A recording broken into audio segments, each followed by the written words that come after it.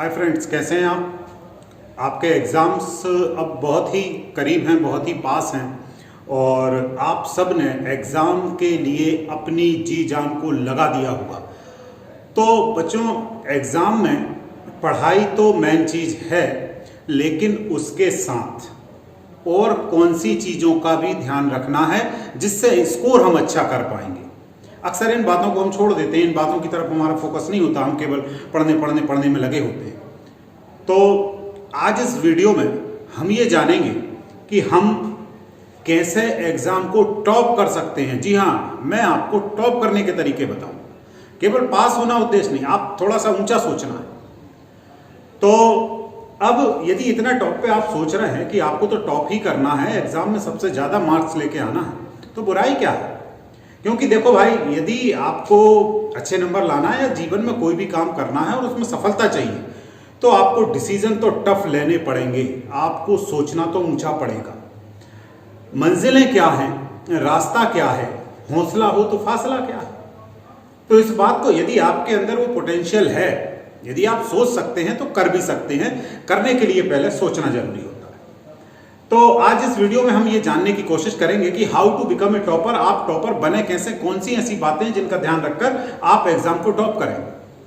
अक्सर होता क्या है बच्चों कि एक आपके माइंडसेट में एक बात अक्सर चलती है कि जो इंटेलिजेंट है वो टॉप करेगा, जो इंटेलिजेंट है उसको सब कुछ आएगा, उसके नंबर अच्छे आएंगे। ये आपके एक दिमाग में चलता है। तो यार, सबसे पहले तो ये बताओ, इंटेलिजेंट की डेफिनेशन क्या है। आप किसे इंटेलिजेंट कहते हो, मेरी तो ये समझ में नहीं आता। मैं यदि पर्सनली अपनी बात करूं तो इस दुनिया में कोई भी इंटेलिजेंट नहीं है। आप कहोगे आप तो बड़ी अजीब सी बात कर रहा है। बिल्कुल सही कह रहा हूं। आप सचिन तेंदुलकर जी को जानते हैं। क्रिकेट में शायद ही दूसरा कोई प्लेयर हो जो उनके बराबर इंटेलिजेंसी से क्रिकेट को प्ले करता हो। लेकिन आप सचिन जी को लेकर चलिए एक ऑपरेशन थिएटर में और एक मरीज की बाईपास सर्जरी करवाना है, उनको वहां खड़ा कीजिए, उनको कैंची छोरे पकड़ाइए, कहिए सर आप इसकी बाईपास सर्जरी कीजिए। क्या कर देंगे? मतलब वहां पर सचिन जी क्या है, बिल्कुल भी इंटेलिजेंट नहीं। अब उस डॉक्टर को जो एक बाईपास सर्जरी करता है, जिसका एक बड़ा नाम है, उस डॉक्टर को आप प्लेग्राउंड में लेकर चलिए, उसे बैट पकड़ाइए कि भैया ये 6 बॉल आ रही हैं, इन 6 बॉल में आपको 30 रन बनाना है। बना लेगा क्या? नहीं बना पाएगा। तो इंटेलिजेंसी से जो तात्पर्य होता है, इंटेलिजेंसी एक फील्ड में हो सकती है, ओवरऑल लाइफ में नहीं होती, ओवरऑल फील्ड में नहीं होती। तो जो भी इंटेलिजेंट आप जिसे रखते हो, अच्छा, दूसरी अच्छी बात इंटेलिजेंसी के साथ ये है कि आप इसे डेवलप कर सकते हो, आप सीख सकते हो। मान लीजिए आपको जब तक साइकिल चलाना नहीं आता था, तो जो साइकिल चलाने वाला था वो आपसे इंटेलिजेंट था। लेकिन जब आपने कोशिश की, आपने ट्राई किया, तो आप भी चलाना सीख गए। अब आप सीख गए मतलब आप सीख सकते हैं, आप भी इंटेलिजेंट हो गए उस फील्ड। तो हर एक व्यक्ति जो जिस फील्ड में काम कर रहा है, एक फार्मर है तो वो खेती में इंटेलिजेंट है, एक पॉलिटिशियन है तो वो पॉलिटिक्स में इंटेलिजेंट है, एक डॉक्टर है तो अपने फील्ड में इंटेलिजेंट। ऐसे सब इंटेलिजेंट अलग अलग प्रकार के होते हैं। तो यदि हम ये आंसर निकाल के ला रहे हैं कि इंटेलिजेंट टॉप करेंगे एग्जाम को, तो ऐसा नहीं है, आप भी कर सकते हैं। तो नो वन इंटेलिजेंट, आप भी इंटेलिजेंट हैं। फिर दूसरी बात, अब हमको करना क्या है, कौन कौन से काम ऐसे करना है जिनसे हम अच्छा स्कोर कर सकते हैं, उन पे थोड़ी सी चर्चा करते हैं। आज जो पढ़ाई है उसकी टेक्निक पे बात नहीं करेंगे, कैसे पढ़ना, क्या पढ़ना, कितना पढ़ना, वो नहीं। वो छोटी छोटी बातें कौन सी जिनको फोकस करके आप एग्जाम में आगे जाओगे, अच्छे नंबर को ले आओ। तो सबसे पहली बात तो बच्चों ये होती है, सेट ए पॉजिटिव माइंड सेट। अब इस समय में जब आप बैठे हैं तो आपका सबसे जरूरी काम यह है कि अभी जिस काम को भी आप कर रहे हैं उसे एक सकारात्मक सोच के साथ करना। आप एक पॉजिटिव माइंडसेट रखिए।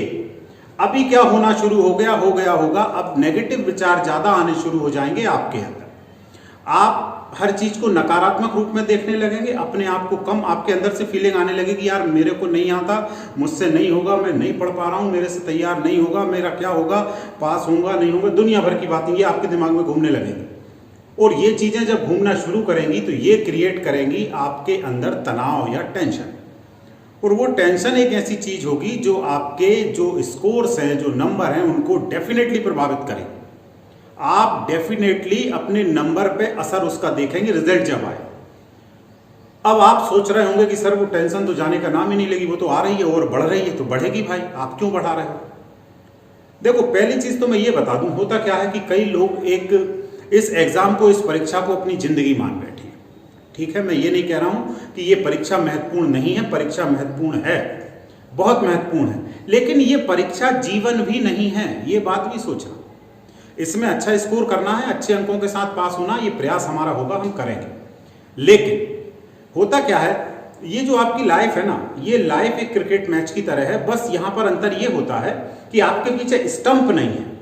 बिना स्टंप के आप क्रिकेट मैच खेल रहे होते हैं, बॉल आपके सामने से आती है, आपको उस बॉल को हिट करना है। सबसे अच्छी बात तो ये है कि पीछे स्टंप नहीं है, स्टंप नहीं है तो आउट होने का खतरा नहीं है।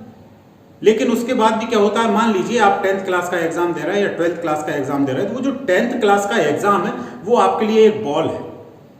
बॉल मतलब मौका, एक अपॉर्चुनिटी आपके सामने आ रही, आपने प्ले किया, आपने खेला, यदि आप वहां पर हिट करते हैं मतलब आपको जो अपॉर्चुनिटी मिली उसमें आपने सफलता प्राप्त करी, ठीक है, बहुत बढ़िया, वेरी गुड।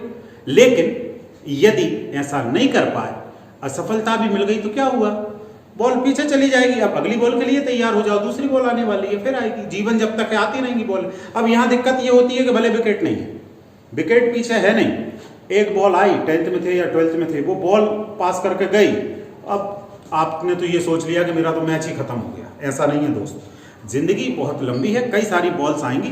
कोशिश, ये हर बॉल्स आपके लिए एक अपॉर्चुनिटी है, कोशिश करना, कोशिश करने के साथ उनको हिट करने का प्रयास करना।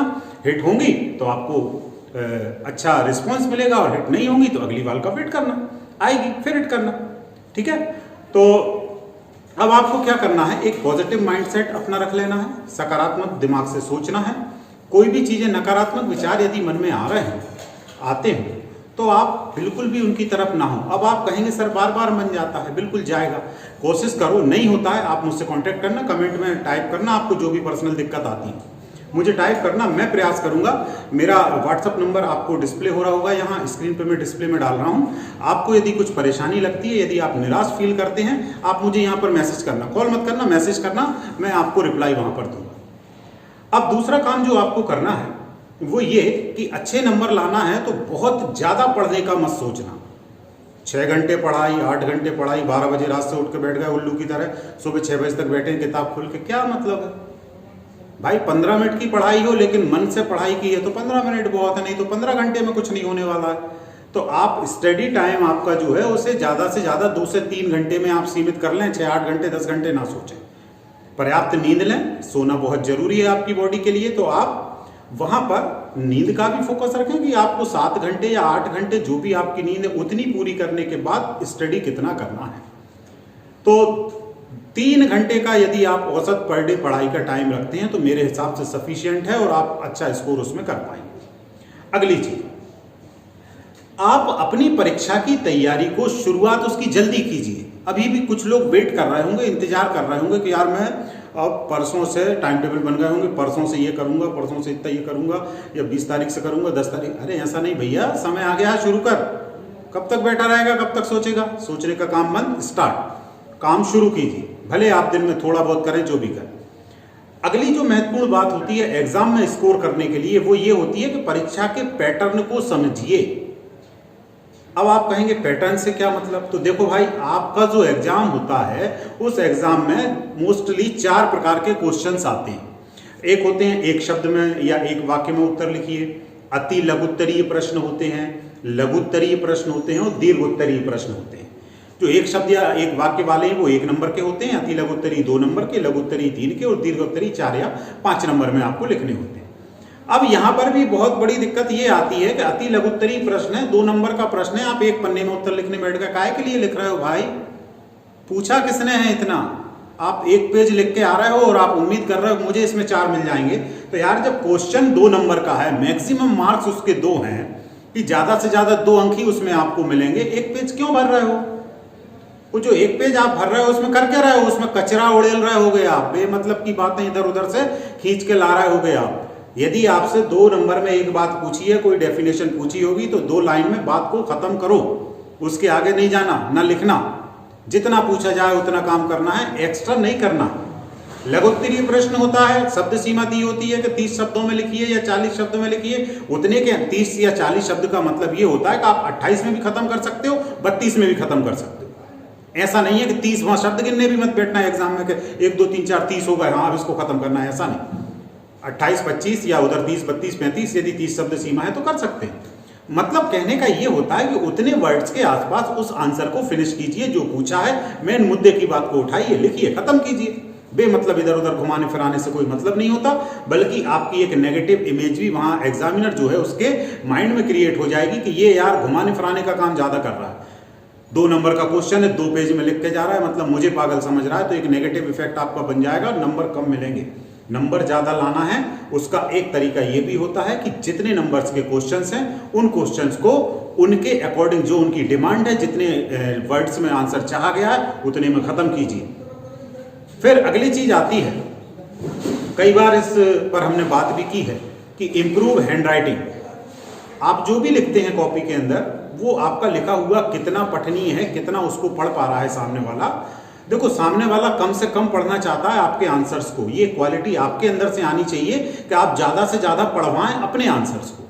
और आप ये कैसे कर पाएंगे? इनको करने के लिए आपको करना क्या होगा, अपने आंसर्स को इतना रोचक बनाना होगा, इतना अट्रैक्टिव बनाना होगा कि वो व्यक्ति मजबूर हो जाए आपके आंसर को पढ़ने के लिए।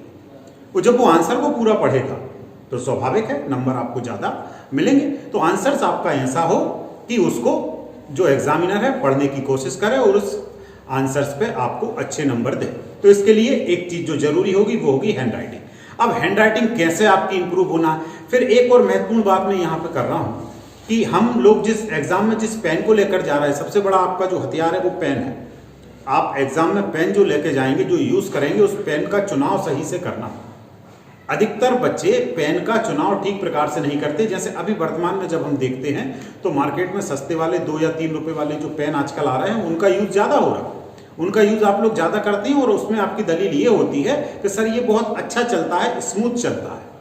ठीक है भाई, लेकिन एक चीज थोड़ा सा ध्यान रखना कि यदि एक पेन 20 रुपए का मिलता है या 25 रुपए का मिलता है, एक पेन 2 रुपए का मिलता है, आप 2 रुपए वाले को अच्छा कह रहे हो, तो यार उसमें कुछ तो यदि कंपेयर करें तो कुछ तो अंतर होता होगा, जब तो वो 20 में मिलता है, ये 2 में मिलता है।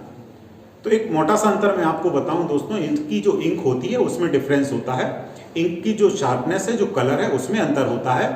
आप महसूस कीजिएगा, आपने यदि वो 2 रुपए वाले पेन से 2 महीने पहले कुछ लिखा है तो जब आप अब उसको देखेंगे खोल के तो उसकी जो शाइनिंग है, जो चमक है अक्षरों की, वो थोड़ी सी कम हो गई होगी, वो फेड हो जाते हैं वो अक्षर। तो ये थोड़ा सा ध्यान रखना। आप एक अच्छा पेन सिलेक्ट कर लें, 10 रुपए 15 रुपए 20 रुपए जो भी हो, जिस भी कंपनी का हो, और जिस पेन को एग्जाम में यूज करना है अभी से उससे लिखना शुरू कर दो।